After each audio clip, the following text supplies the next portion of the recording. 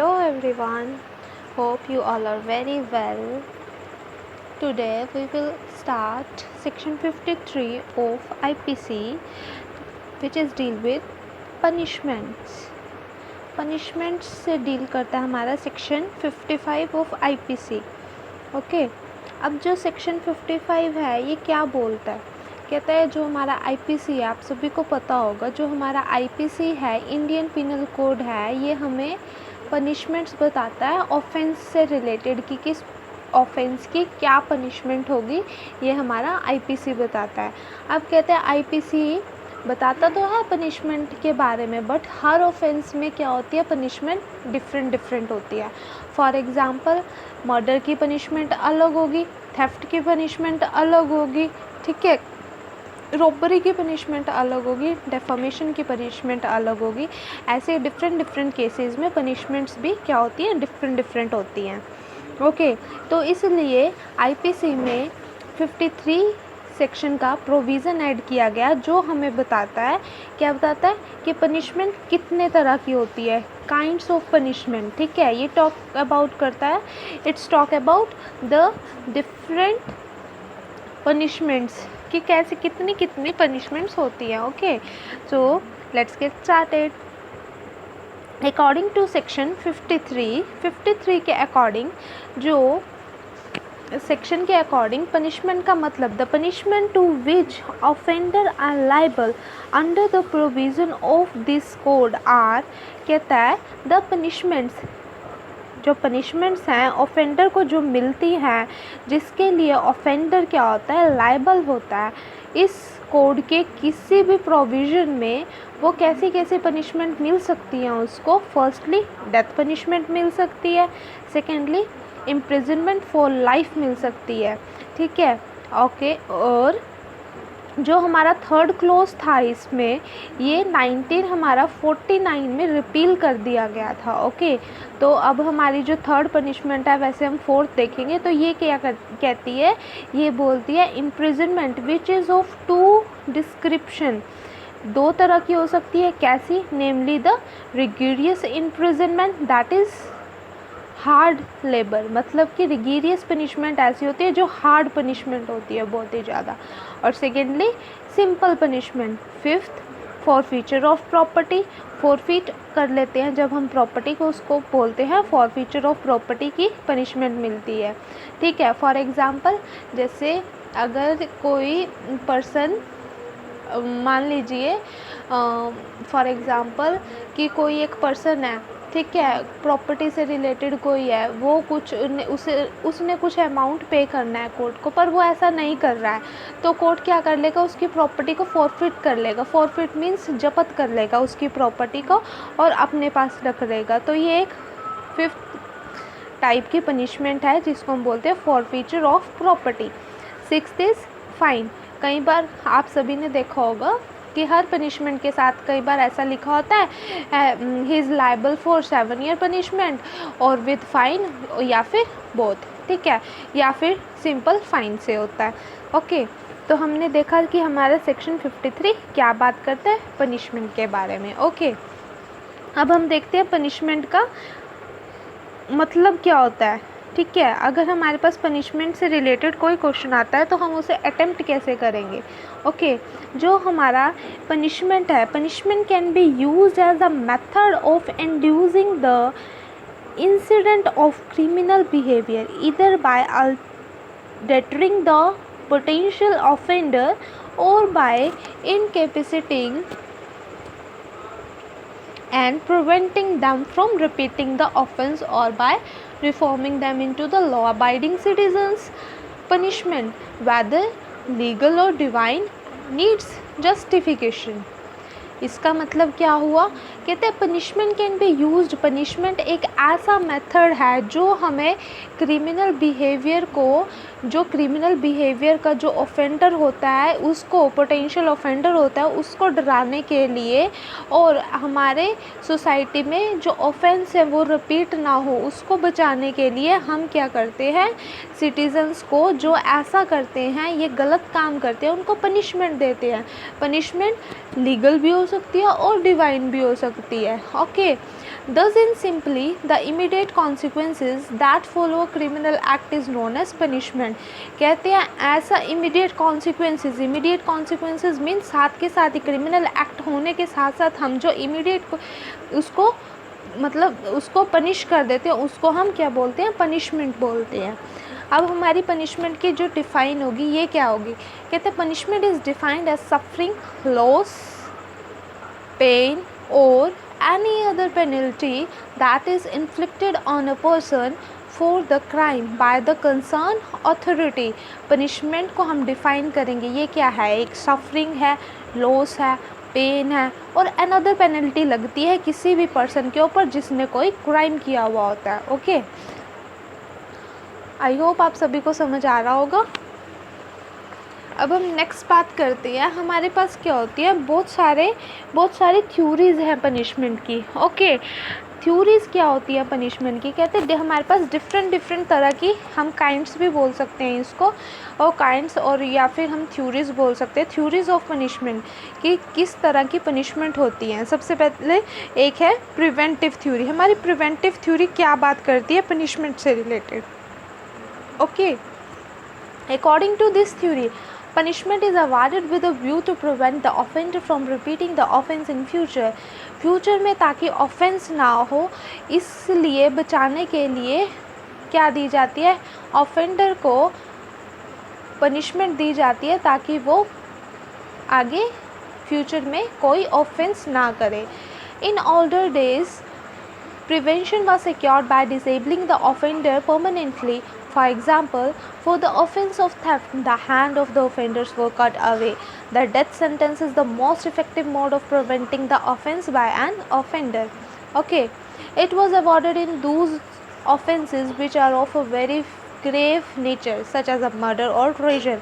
But nowadays, other measures are to be adopted. As you know that sometimes such measures are forfeit property, cancellation of license, etc. and further prevention and further preventive methods are used in these days. आप सभी को पता होगा आज के time पे अलग अलग मेथड यूज़ किए जाते हैं. ठीक है, जो ये हमारी प्रिवेंटिव थ्योरी है ये बताती है that tell us that criminal should be imprison, कि क्रिमिनल जो है उसको इम्प्रिजन किया जाना चाहिए और kept the far away from the society, और उसको सोसाइटी से दूर रखा जाना चाहिए ताकि उसको देख के सोसाइटी में गलत इम्पैक्ट ना पड़े और सोसाइटी हमारी स्मूथली वर्क करे और वो हमारी सोसाइटी को इंटरप्ट ना करे. उसके जो डे टू डे जो हमारी सोसाइटी में डे टू डे फंक्शन होते हैं या फिर डे टू डे जो भी काम होता है उसको कोई ऑफेंडर इंटरप्ट ना करे. तो ये थ्योरी बताती है कि हमें ऑफेंडर को सोसाइटी से दूर रखना चाहिए. और बोलते हैं जो ये हमारा ये थ्योरी बताती है जो हमारा पनिशमेंट देने का ओनस है वो किस पर इम्पोज करेगा, कहते हैं वो इम्पोज करते हैं स्टेट पर. स्टेट देगी कि कैसे देना है. बट इसके कुछ डिसएडवांटेजेस भी हैं. क्या डिसएडवांटेजेस हैं, that it will give undesirable effect on the offenders. First offender के ऊपर ये क्या अनडिज़ायरेबल इफेक्ट डालती है और जुवेनाइल ऑफेंडर्स के ऊपर. तो ये हमारा क्या कौन सी थ्योरी बोलती है, ये हमने पढ़ा प्रिवेंटिव थ्योरी. ओके, अब हम सेकंड थ्योरी पढ़ते हैं. सेकंड थ्योरी है हमारी डिटरेंट थ्योरी. डिटरेंट का मतलब क्या होता है, डेटर का मतलब क्या होता है, डेटर का सिंपल मीन्स होता है डरना. ठीक है, डेटर का मतलब अब्सटेन फ्रॉम एक्शन, कुछ एक्शन करने से रुकना, उसको हम डेटर बोलते हैं. और डेटरेंट पनिशमेंट क्या होगा, सीवियर पनिशमेंट होती है जो intended to prevent the offenders from the doing again committing the crime. Okay, जो हमारी डेटरेंट थ्योरी है it says that punishment to the wrongdoer must not only create the an awe not only in the mind of the wrongdoer but in the mind of the other so that the debtor from the committing the crime. In olden days execution in the public was done only with this view. Okay, but कहते हैं जो ये हमारी deterrent theory थी it fail in the case of the harden criminals. क्यों, जो harden criminals होते थे उनके केस में ये हमारी थ्योरी फेल हो जाती है. ऐसा क्यों, because the punishment hardly has an effect on them, क्योंकि वो उन पर कोई भी क्या डालेगी, कोई भी इफ़ेक्ट ही नहीं डालेगी। क्यों नहीं डालेगी, क्योंकि उन्हें पता है कि हम क्राइम करेंगे हमें यही पनिशमेंट मिलेंगे। वो हैबिचुअल हो जाते हैं उस पनिशमेंट से, इसलिए उनके ऊपर इस पनिशमेंट का ऐसी का कोई फ़र्क नहीं पड़ता। तो ये हमारी डिटरेंट थ्योरी बोलती है। कहते हैं जो हमारा the aim of this theory, हमारे इस थ्योरी का एम क्या है, is to the terror to the evil doers, कि हम उनके माइंड में टेरर डाल दें जो गलत काम कर रहे हैं, and warning to the others who might be tempting to intimidate them। ओके, दूसरों के माइंड में, उनके माइंड में क्या डाल दें, जो गलत काम कर रहे हैं टेरर डाल दें, और दूसरों को वार्निंग दे दें कि वो इस काम को करने का बिल्कुल भी अटेम्प्ट भी ना करें। Okay, according to the exponents of this theory, punishment is mean to prevent the person concern and other person from committing similar offence. Okay, however the theory of the deterrent punishment fail to achieve its goal. ये अपना achieve करने में, goal achieve करने में ये fail हो गई। क्यों हो गई, ये अभी हमने पढ़ा कि जो क्रिमिनल्स होते हैं, हार्डन क्रिमिनल्स होते हैं, उनके ऊपर कोई इम्पैक्ट ही नहीं डालती, इसलिए ये थ्योरी क्या हो जाती है, फेल हो जाती है। बट ये वाली जो थ्योरी है ये क्या बोलती है, ये कहते हैं ये मुस्लिम कंट्रीज़ में अभी भी क्या करती है, अडॉप्ट की जाती है। क्या करा हमने, सिंपली डेटरेंट का मतलब होता है डराना, दूसरे उनके माइंड में जो गलत काम कर रहे हैं उनके माइंड में एक डर क्रिएट कर देना, एक डेटर क्रिएट कर देना, ताकि वो आगे से ऐसा काम ना करें। उनके माइंड के साथ साथ जो और उनके साथ सोसाइटी है, सोसाइटी को भी वार्निंग दे देना कि वो ऐसा भी बिल्कुल अटेम्प्ट भी ना करे। ये हमारी डेटरेंट थ्योरी बोलती है, बट ये फेल हो जाती है, वो हमने पढ़ा क्यों होती है। Okay, third theory is retributive theory. अब जो हमारी रेट्रीब्यूटिव थ्योरी है ये क्या बोलती है, कहते हैं जो ओरिजिन था इसका रेट्रीब्यूटिव थ्योरी का, ये प्रिमिटिव नोशन से है। ओके, प्रिमिटिव नोशन से इसको माना जाता है। कहते हैं जब से सोसाइटी प्रोग्रेस कर रही है तब से ये थ्योरी चली आ रही है। ओके, ये कहती है, ये थ्योरी बोलती है कि punishment as an end in itself, इस थ्योरी के अकॉर्डिंग कि पनिशमेंट ही एक एंड है। Okay, it's aim at restoring the social balance disturbed by the offender. इसका एम है कि हम जो हमारी सोसाइटी में जो ऑफेंडर की वजह से जो सोशल बैलेंस था वो डिस्टर्ब हो गया, जो हम ऑफेंडर की वजह से जो सोशल बैलेंस था वो डिस्टर्ब हो गया, उसको दोबारा से रिस्टोर करना। इस थ्योरी का मेन एम ये है। द ऑफेंडर शुड रिसीव, और ये बोलती है थ्योरी, तो हम जो ऑफेंडर हो उसको इतना पेन और इतनी सफरिंग देनी चाहिए ताकि वो आगे से ऐसा काम करने के लिए उसके अंदर मतलब डर हो जाए। ये सेम एज डेटरेंट थ्योरी से रिलेटेड है थोड़ी थोड़ी। ओके, और जो हमारा रेट्रीब्यूटिव है, रेट्रीब्यूटिव का मतलब क्या होता है, रेट्रीब्यूटिव का मतलब होता है रिकम्पनसेट, रिकम्पनसेट, और हम बोल सकते हैं पे बैक, टू पे बैक करना। फॉर एग्ज़ाम्पल हम इसमें बोल सकते हैं कि इसमें प्रिंसिपल लेट डाउन हुआ था, बहुत सारे जो थ्योरिस्ट थे उन्होंने दिया था क्या, a tooth for tooth, an eye for an eye, a limb for limb and a nail for nail. इसका मतलब होता है कि जिसने जैसा किया उसको वैसा ही पनिशमेंट देंगे। इस थ्योरी का मेन एम ये था। कहते हैं according to this theory the moral satisfaction the society obtains from punishment cannot be ignored. On the other hand, if the criminal is treated very leniently or even in the midst of luxury, as in the reformative theory would have it, the spirit of vengeance would not be satisfied and it might find its way through private vengeance. Therefore, this punishment intended to prevent a crime might indirectly promoted it. Okay, इसका main M क्या है, इसका main इस theory में क्या बात बोली गई है, इस थ्योरी में मेन बात बोली गई है कि जैसा जो कोई करता है उसको सेम पनिशमेंट वैसे ही दे देनी चाहिए। ये थ्योरी हमारी ये बात करती है। बट जो हमने लास्ट में पढ़ा इसका क्या मतलब था, ऑन द अदर हैंड कहते हैं if the criminal is treated, कहते हैं अगर क्रिमिनल्स को बहुत ही लीनियंटली ट्रीट किया जाएगा और उनको लग्जरी आइटम्स प्रोवाइड की जाएंगी, अगर वो किस में, अगर वो जेल में है, अगर उनको फिर भी हम क्या लग्जरी आइटम प्रोवाइड कर रहे हैं, तो कहते हैं इस थ्योरी का जो है कोई भी इसका थ्योरी का एम फुलफ़िल नहीं होगा। तो हमें बिल्कुल भी ऐसा नहीं करना चाहिए, और जो हमारे जो ऑफेंडर्स होते हैं उनको वैसे ही पनिशमेंट देनी चाहिए जैसा कि उन्होंने किसी के साथ ऑफेंस किया है जैसा कि वो करते हैं। उसके बाद नेक्स्ट थ्योरी है हमारी एक्सपायरेटरी थ्योरी। एक्सपायरेटरी थ्योरी ये क्या बोलती है? This theory says that by undergoing punishment the crime is expiated. Ancient Hindu law givers like Manu and some western philosophers also like Hegel says that the punishment makes the criminal to expiate for the wrongdoer. This theory is based on the morals.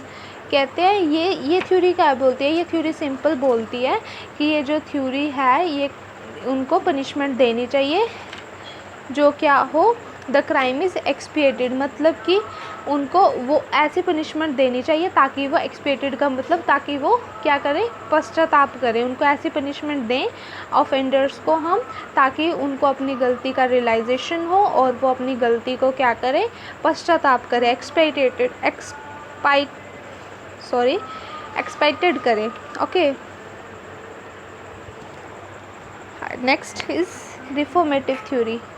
ये क्या है हमारी? It is a last theory. According to reformative theory, ये theory क्या बोलती है? कहता है इस थ्योरी का मेन पर्पस क्या है? The purpose of the punishment should be reforms करना। इसका मतलब क्या? रिफॉर्मेटिव से पता चल रहा है हमें रिफॉर्म का मतलब क्या होता है? सुधार करना। कि पनिशमेंट ऐसी होनी चाहिए ताकि वो क्रिमिनल्स के माइंड में, क्रिमिनल्स का जो माइंड होता है उनमें क्या करे, रिफॉर्म्स करे और उनको एक गुड सिटीज़न बना दे। इस थ्योरी का मेन पर्पस और मेन एम यही है। तो ये हमने पढ़ी 5 थ्योरीज पढ़ी हमने, preventive theory, deterrent theory, retributive theory, expiatory theory and reformatory theory.